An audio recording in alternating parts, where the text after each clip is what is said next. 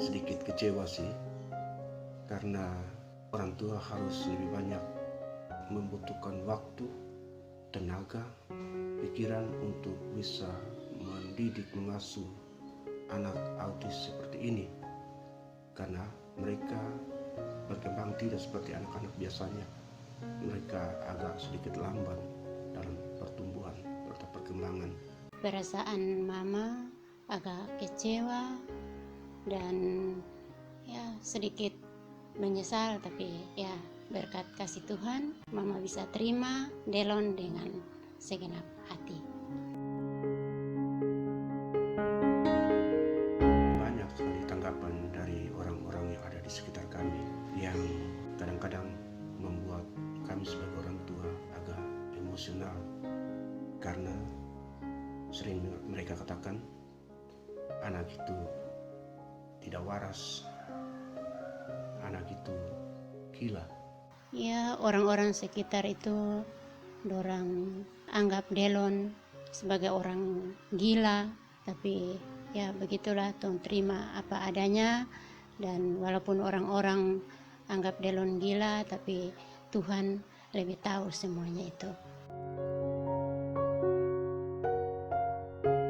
Saat itu ketika saya baru pulang dari sekolah, saya belum makan, saya baru habis ganti pakaian, tiba-tiba dia datang mendesak saya sambil mendorong-dorong dengan lututnya, meminta saya untuk mengantarkannya jalan-jalan dengan motor, tapi karena terlalu capek, saya membentaknya sambil mendorong dia ke kasur.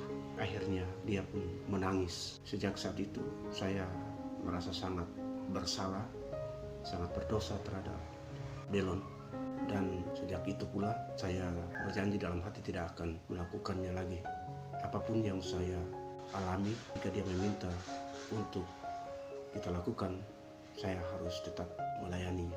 Paling mama sesali karena seringkali kalau so capek mama sering cubit, dan ada kata-kata yang mama kasih keluar yang bikin Delon jadi sakit. Itu yang mama paling sesali. Harapan saya sebagai orang tua Delon ketika dia dibawa untuk disekolahkan di Manado adalah Delon akan bisa mandiri dalam hal ini. Dia bisa melakukan kegiatan-kegiatan pribadi, bisa mandi sendiri, bisa pakai pakaian sendiri, bisa berkomunikasi, bisa bicara seperti layaknya anak-anak pada umumnya. Ya, perasaan mama agak khawatir karena terpisah dengan papa. Kemudian torang tinggal di daerah yang torang belum kenal, dan torang belum tahu keadaan di daerah itu, dan orang-orang juga belum kenal Delon. Jadi mama rasa khawatir apakah orang-orang bisa terima terhadap Delon keadaan, supaya dia bisa ada perubahan di dalam dia punya diri, supaya dia bisa mandiri lah. Yang paling membahagiakan kami sebagai orang tua saat ini adalah Delon sudah bisa berkomunikasi, menjawab kalau kita memanggil, sudah bisa berdoa sendiri sebelum makan, sebelum ke sekolah, pulang dari sekolah, mau tidur, bahkan ketika dia ingin meminta sesuatu, meminta minum atau minta makan, bahkan minta hotspot dan yang lainnya. Mama paling bahagia yaitu Delon sudah bisa berdoa sendiri dan sudah bisa bicara, ya walaupun 1-2 kata, tapi ya bersyukur dia sudah ada perubahan.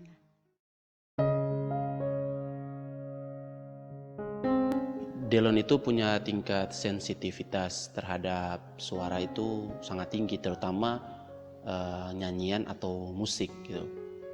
Jadi sering kalau kita ajak keluar itu baru keluar rumah saja dia sudah tutup telinga gitu. Itu menandakan dia mendengar sesuatu dan dia tidak suka akan suara itu. Bahkan ada suara sekecil apapun, itu nyanyian atau musik sekecil apapun, jaraknya jauh, Tapi kalau dia dengar, dia sudah tutup telinga dari waktu keluar rumah, atau pas dia dengar dia sudah tutup telinga gitu. Dia sangat menyukai musik sebenarnya. Cuman musik yang dia mainkan dalam artian dia bermain sendiri atau dia yang punya kontrol penuh terhadap suara musik atau nyanyian itu. Dia sangat menyukai itu. Tapi kalau ada orang yang mengontrol dia tidak mau.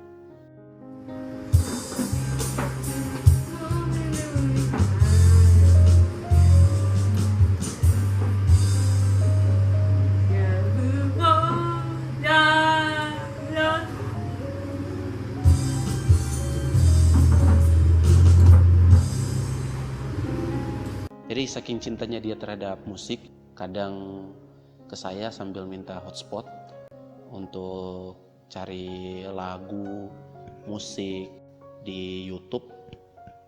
Ya, dan itu dia nonton sampai berulang-ulang kali sampai hafal liriknya, sampai hafal iramanya, sampai dia hafal musiknya, sampai dia hafal kata-kata orang di dalam video itu sampai dia hafal gitu.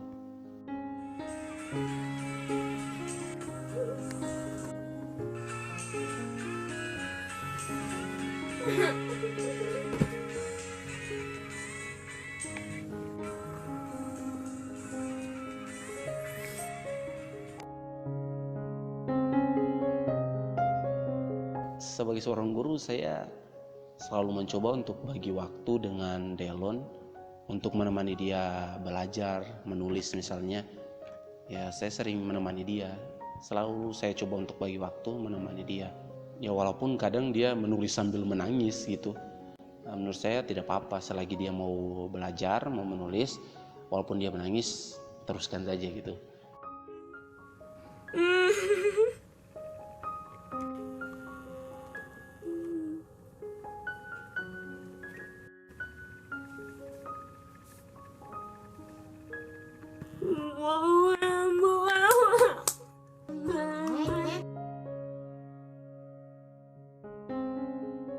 Sebagai seorang kakak, saya selalu bermain dengan dia.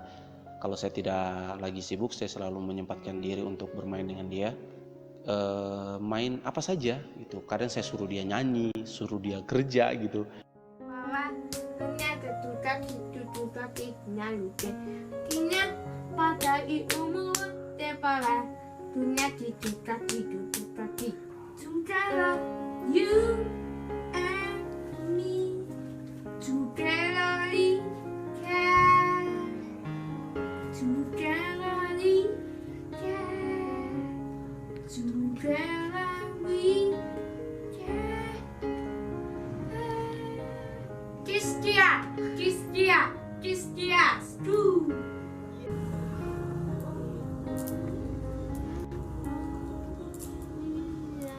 Kadang kami melakukan gerakan-gerakan yang sebenarnya melelahkan untuk saya dan dia, cuman karena menyenangkan saya tetap melakukan itu. Saya senang bagi waktu dengan Delon, senang sekali.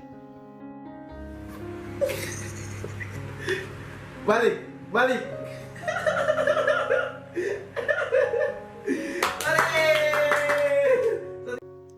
Tapi kadang juga saya bermain atau melakukan gerakan yang hanya saya dan dia tahu. Itu jadi orang lain melihat semacam kenapa sih saya seperti itu sama dia. Tapi menurut saya selagi itu membuat dia bahagia, saya akan lakukan itu. Hello.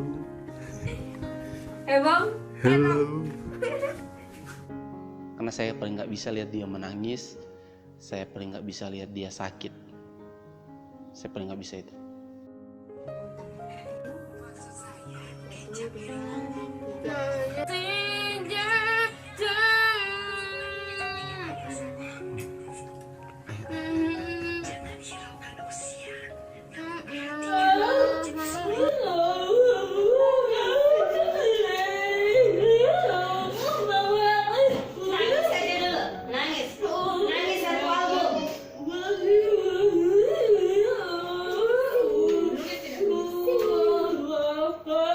Tangan taruh di sini, taruh di atas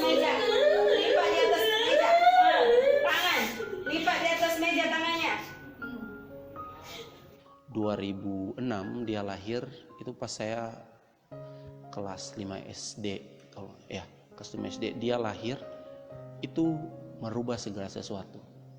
Saya selalu berharap punya saudara laki-laki atau perempuan yang normal tentunya. Bukan berarti dia tidak normal, cuman dia sedikit beda dengan anak-anak lain. Dia lebih spesial dari anak-anak lain. Saya selalu berharap punya saudara seperti saudara-saudara pada umumnya, yang saya bisa perintah dia gitu. Saya bisa main dengan dia, saya bisa curhat dengan dia, dia juga bisa minta pendapat saya dan segala macam.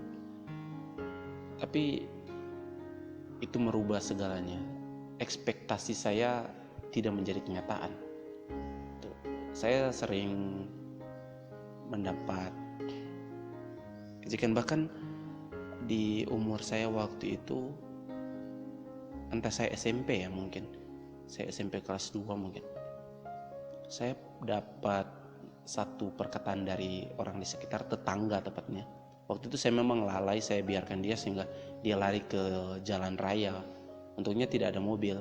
Terus ada orang tetangga yang menghampiri saya dengan dia berkata seperti ini, kenapa tidak dijaga baik-baik anaknya?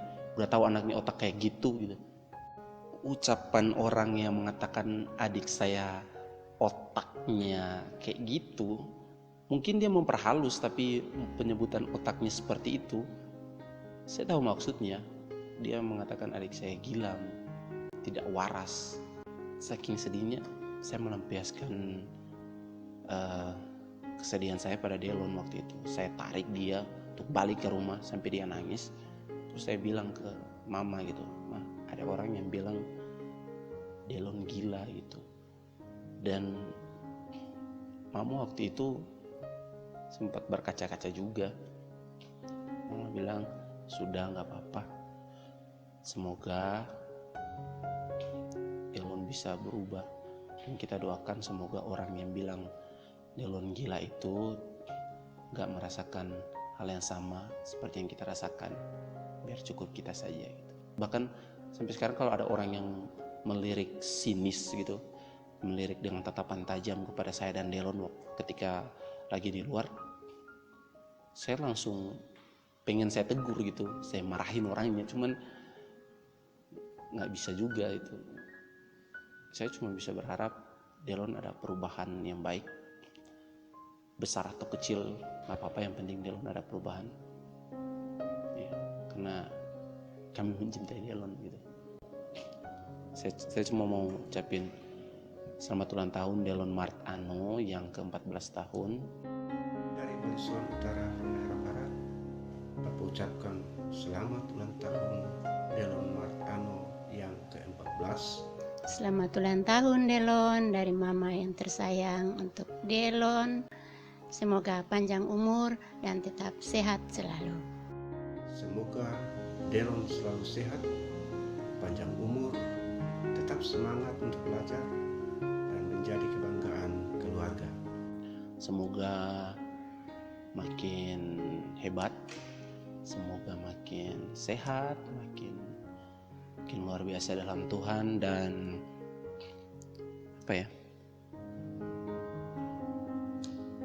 dan tetap jadi Delon yang kami cintai. I love you. Orang tak bisa jauh, Papa di Baliswan, Delon, Kakak Alvin, dan Mama di Manado.